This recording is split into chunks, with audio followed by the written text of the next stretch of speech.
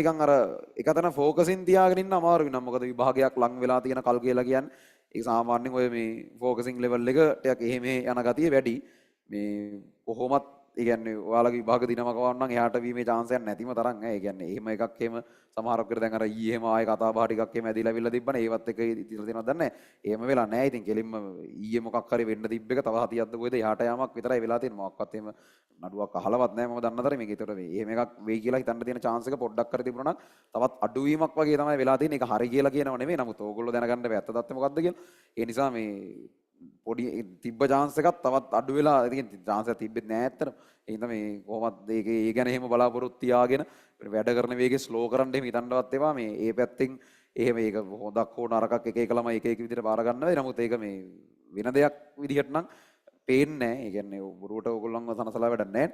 ඒ හින්දා මේ හරියට ආපු රේට් එකට අපි කොයි වෙලාවකවත් එහෙම වෙයි කියලා හිතාගෙන වැඩ කරෙත් නැහැ. ඒක වෙනස් කරන්නත් එපා. ඒ කවුරු හරි එහෙම නිකන් අර ඒ කියන්නේ ඔය යන කතා බහ එක එක විදි වලට කියනවා. එතකොට නිකන් ඕගොල්ලන්ගේ ඔළුවට සමහරක් වෙලට ගිහිල්ලත් දන්නේ නැහැ. විභාගය කල්යන සීන් එකක් දැන් වැඩි වෙලා තියෙනවා කියලා. එහෙම එකක් නැහැ.